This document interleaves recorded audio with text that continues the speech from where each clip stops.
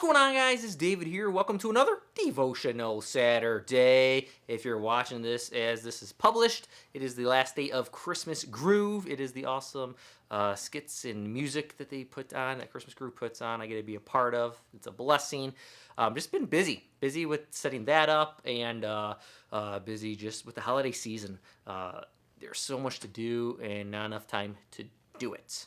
But I'm going to jump right into today's devotional. It's going to be from Walt Henrichsen's. It's going to be a warnings for people not listening to God. And this has been really convicting for me and continues to be convicting for me as I go on my walk with the Lord and also with evangelism. It's called Ashamed or Bold. It's from Philippians 1:20. According to my earnest expectation and hope that I shall not be put to shame in anything, but that with all boldness Christ shall even now, as always, be exalted in my body, whether by life or by death. Jesus said, "For whoever is ashamed of me and my words in this adulterous and sinful generation, of him will the Son of Man also be ashamed when he comes in the glory of his Father with the holy angels." In another of Paul's epistles he said, "And hope maketh not ashamed, because the love of God is shed abroad in our hearts by the Holy Ghost, which is given unto us."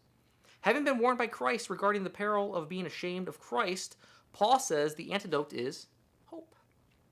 This hope is based on an eager expectation, which in turn is based on the promises of God. In this, we see that his feeling ashamed and his boldness are mutually exclusive. Whatever reason Christ's slave has for remaining silent, he should not be due to a lack of boldness. Three things silence a man when he ought to speak: cowardice, indifference, and believing that what he says will make no difference. Only God knows his motives and why he is not more bold to speak.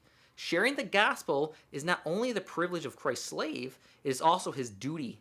The slave is indifferent to what happens to him as a consequence of his being obedient to his master, not indifferent to the message of his master. And that is very convicting, especially as I read this again. It's really convicting, especially the cowardness. Because it's like there's times when I've wanted to share the gospel and then just the fear overcomes me, or say I'm somewhere and people come in and I'm like, oh, I wanted to give them a gospel track and someone comes in and I get scared and I leave. And it's so convicting, and especially this time of season when we're celebrating Christmas, the birth of Jesus. This is a great time to make sure we're out spreading the gospel, passing out gospel tracts, talking to people about Jesus.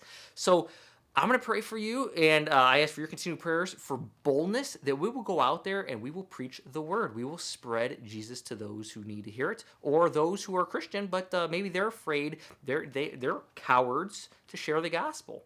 And also, too, how about the believing part, which is interesting. If we truly believe this and believe people are going to hell, why are we not out there more, spreading the gospel? Sharing with people, saying, hey, look, you're going to hell, this is bad. But then that cowardness kicks in because we're afraid, we're scared. So that's going to be my prayer for you guys and for all of us to get out there and be bold with our faith, especially in this season. So comment below, let me know your thoughts. Do you want to share your faith? Do you get scared? Share your stories. I love to hear them. And I will continue to pray for you. Again, please pray for me. And that's all I got. So this week, I want to hear some stories. All right? Till next time, I love you. Peace. I'm out.